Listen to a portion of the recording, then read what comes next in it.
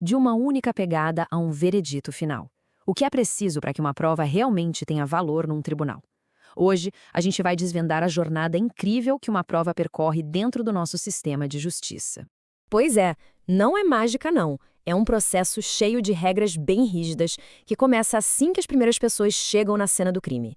E tudo se inicia com os especialistas. No sistema de justiça brasileiro, esses especialistas, os peritos, são a ponte entre uma pista física e uma prova concreta. Pensa neles como os cientistas do tribunal, sabe?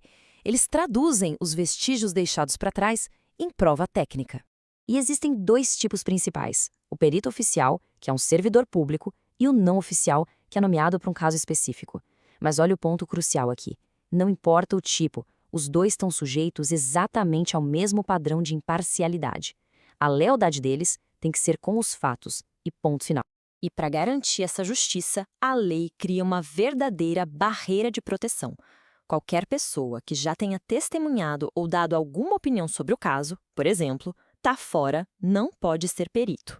As regras são bem rigorosas, detalhando até mesmo os requisitos de idade. No fim das contas, tudo se resume a um princípio fundamental. A prova tem que ser avaliada sem nenhum tipo de viés. Ok? Então, os peritos fizeram a parte deles. Agora, a prova sai do laboratório e entra no tribunal. Mas como é que o juiz realmente interpreta essa prova? Pois é, existe um sistema para isso também. O principal sistema usado no Brasil dá ao juiz uma certa flexibilidade, mas tem uma condição importantíssima: toda decisão tem que ser justificada. Isso quer dizer que nem mesmo uma confissão é automaticamente a rainha das provas. O juiz precisa pesar essa confissão contra todo o resto e, o mais importante, explicar por que ele chegou naquela conclusão.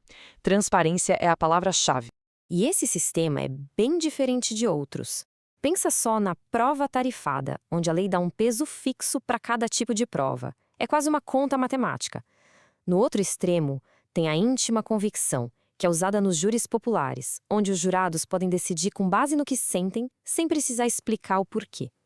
A convicção motivada fica ali no meio termo, equilibrando liberdade com responsabilidade. Agora, a gente entra num terreno bem delicado. Nem toda prova nasce igual. E se a fonte de uma prova for, digamos, contaminada, ela pode envenenar todo o resto que vier depois. A ideia aqui é forte.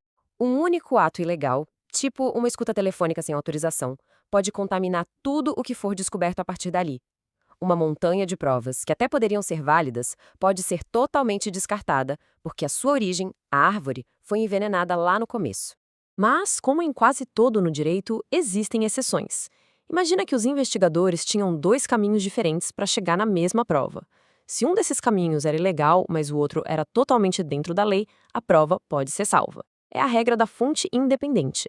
E tem uma lógica parecida na regra da descoberta inevitável. Se os investigadores conseguirem provar que já estavam seguindo um caminho legal que, mais cedo ou mais tarde, levaria aquela prova de qualquer jeito, o atalho legal não invalida a descoberta final. O destino da prova já estava traçado, entende?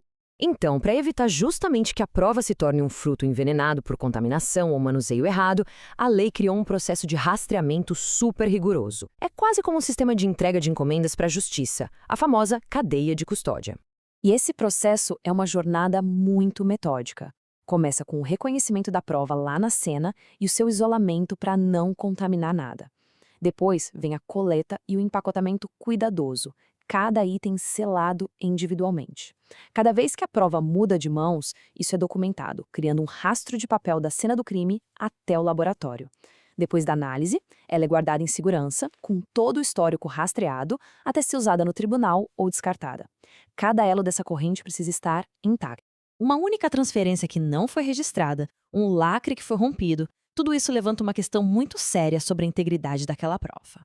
E aqui, a decisão volta para as mãos do juiz. Ele vai ter que pesar a gravidade daquela falha. Foi só um errinho administrativo ou foi algo que bota em dúvida a essência da prova? É dele a palavra final para dizer se a prova ainda é confiável ou se ela simplesmente se tornou inútil para o caso. Depois de toda essa jornada, passando por todas essas regras e procedimentos, a decisão final, no fim das contas, recai sobre uma pessoa. E no final, é aqui que tudo se conecta. Como a própria lei disse, Nem mesmo um laudo pericial perfeito ou uma cadeia de custódia intacta ditam o resultado. O juiz deve pesar cada pedaço de prova, a técnica, a testemunhal, tudo para formar a sua convicção final. E como a gente viu, essa convicção tem que ser muito bem fundamentada. Essa é a tensão que mora no coração do sistema de justiça. Uma rede de regras complexas, criada para proteger inocentes, mas que às vezes pode acabar beneficiando culpados. É uma busca constante por equilíbrio na jornada pela verdade. E fica a pergunta: qual é o equilíbrio certo?